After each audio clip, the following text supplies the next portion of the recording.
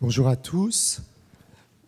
Alors, tout d'abord, je tiens à remercier tous les participants d'être venus pour ce colloque, les intervenants bien entendu, également tous ceux qui ont pu nous aider à réaliser cette manifestation. Je pense à Laurence Salé, aux doctorants qui ont permis à ce colloque de pouvoir se tenir.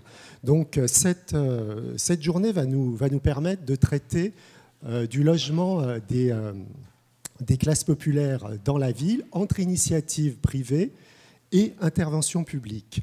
Tout cela va être abordé avec un angle historique. Donc l'angle historique va être assez fort, mais on ne s'interdira pas, bien entendu, de traiter des questions actuelles ou extrêmement récentes. Alors, lorsqu'on fait un petit retour en arrière, force est de constater que les révolutionnaires qui ont tout de même proclamé de nombreux droits fondamentaux ne sont pas véritablement intéressés au logement.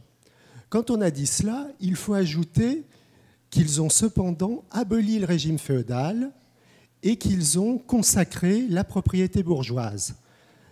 La propriété bourgeoise, au terme de laquelle le propriétaire possède un droit absolu sur son bien.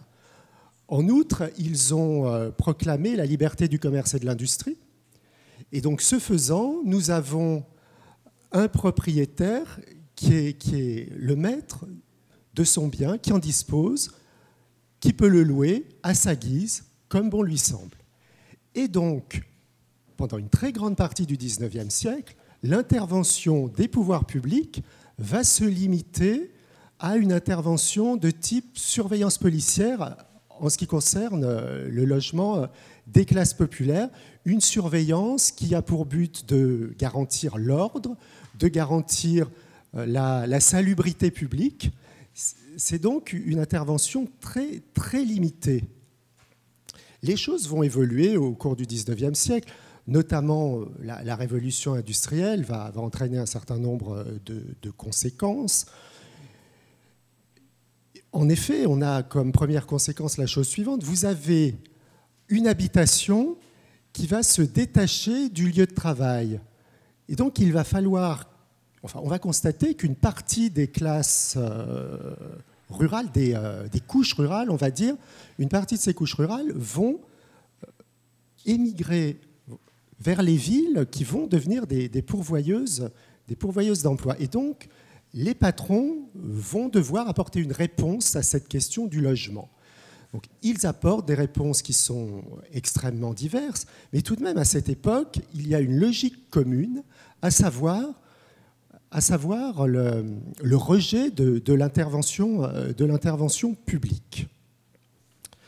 Et puis, dans les dernières décennies du XIXe siècle, les réponses apportées jusqu'alors au logement des classes populaires apparaissent insuffisantes, notamment les réponses d'ordre privé. Et le législateur va petit à petit intervenir, petit à petit. Il va adopter un certain nombre de textes. Et donc va apparaître ce couple qui nous intéresse aujourd'hui, ce couple initiative privée, intervention publique.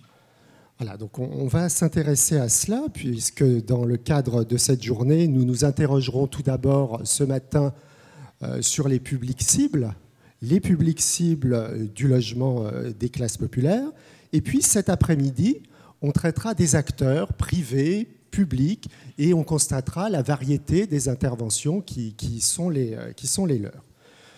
Donc plus précisément ce matin, nous commençons par aborder les publics cibles, du logement ouvrier au logement des classes populaires, parce qu'en effet, les préoccupations patronales ne peuvent pas être exactement les mêmes que les préoccupations de l'autorité publique.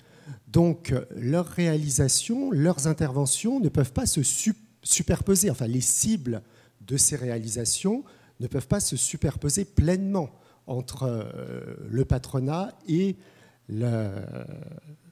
les autorités publiques. Donc tout cela entraîne un certain nombre de questionnements et Hélène Frouard, qui est ici présente, va intervenir dans un premier temps. elle va intervenir pour traiter des politiques patronales à l'intervention publique. Donc Hélène Frouard a été chercheuse au CNRS et elle est l'auteure d'un ouvrage de référence du Coran HLM, Patronat et logement social, 1894-1953. Donc nous aurons cette première intervention et puis dans un second temps, nous aurons une seconde intervention, celle de Jeannot Vulbeau, qui est doctorant à l'Institut d'études politiques de Rennes et qui présentera, lui, un exemple, l'exemple d'une politique visant à reloger les familles les plus populaires dans les années 1960-1970.